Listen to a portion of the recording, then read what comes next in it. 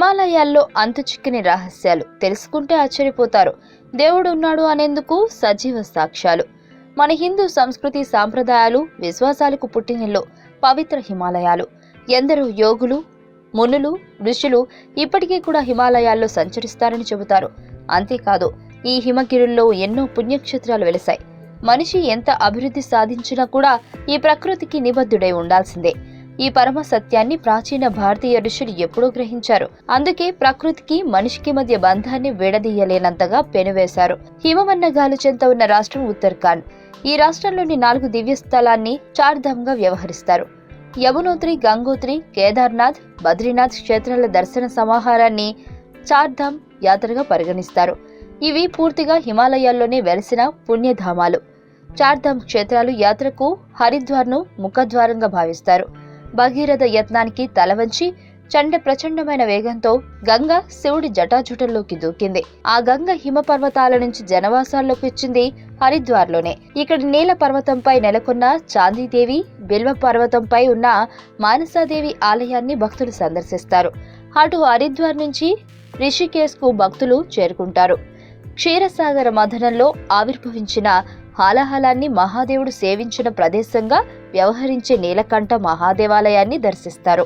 ఇక్కడ ఉన్న రామ్ లక్ష్మణ్ జలాలు, వశిష్ఠ గుహ, భారత్ మందిరాల్ని తిలకిస్తారు. చార్ధామ్ యాత్రలో మొదటి క్షేత్రమైన యమునోత్రికి డెహ్రాడూన్, ముస్సోరీల మీదుగా భక్తులు పయనమవుతారు. యమునా నది పర్వతాగ్రాల నుంచి కిందకు దిగిన ప్రదేశం యమునోత్రి.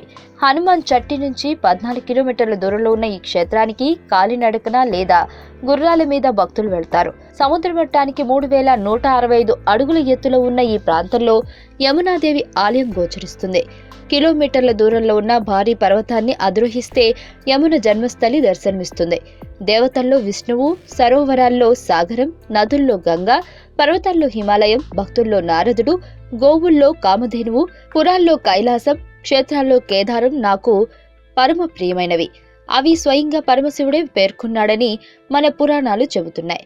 వీటిల్లో విష్ణుధామమైన బద్రీనాథ్తో పాటు గంగా, కైలాస పర్వతం, కేదార్నాథ్ క్షేత్రం అన్నీ కూడా హిమాలయాల్లోనే ఉన్నాయి.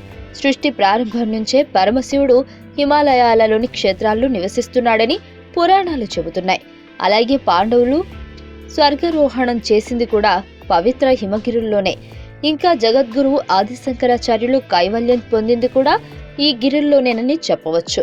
చార్ధామ్ యాత్రలో భాగంగా యమునోత్రిని దర్శించిన భక్తులు ఇక్కడి నుంచి ఉత్తర కాశీ మీదుగా గంగనాని, ధూళి ప్రాంతాల్ని సందర్శించి ఆ తర్వాత గంగోత్రికి చేరుకుంటారు. సముద్ర మట్టానికి 3000 అడుగుల ఎత్తుల్లో ఈ ప్రదేశం ఉంటుంది.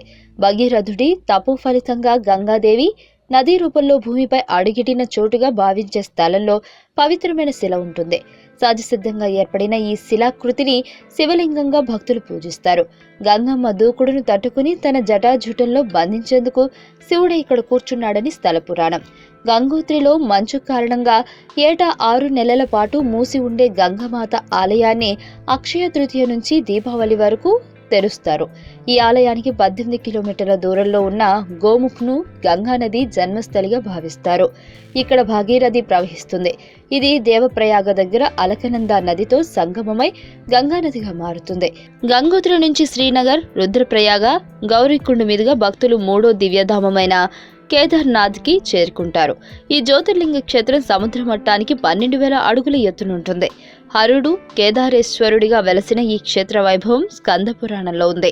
చార్ధామ్ యాత్రలో 4వ దివ్యస్థలి బద్రీనాథ్. హిమాలయాల్లోని నీలకంఠ పర్వతాల నేపథ్యంలో నారాయణ కొండల నడుమ అలకనంద నది తీరాన విష్ణురూప బద్రీనాథుడు కొలువుతీరుంటాడు. ఈ ఆలయం ఏడాది పొడవునా తెరిచి ఉంటుంది. గర్భాలయంలో ధ్యానముద్రాంకితుడైన శ్రీహరి విగ్రహం గోచరమవుతుంది.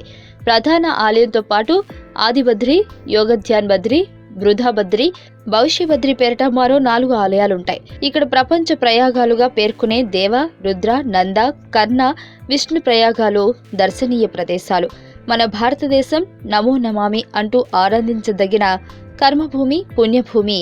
ఆ సేతు హిమాచలం వరకు ఎన్నో దివ్య సన్నిధులు, ధామాలు, క్షేత్రాలు ఇక్కడ నెలకొన్నాయి. హిమాలయాల్లోని ఈ మహనీయ స్థలాన్ని శ్రద్ధతో, భక్తితో, విశ్వాసాలతో దివ్య, భవ్య, ఆధ్యాత్మిక పెన్నితులుగా సేవించాలి. అప్పుడే యాత్రసిద్ధి, చిత్తశుద్ధి, అలౌకికమైన ఆత్మానంద లబ్ధి చేకూరుతుంది. మీకు తెలియని మరిన్ని రహస్యాలను తెలుసుకోవాలనుకుంటున్నారా? అయితే సబ్స్క్రైబ్ చేయండి రహస్యవాణి.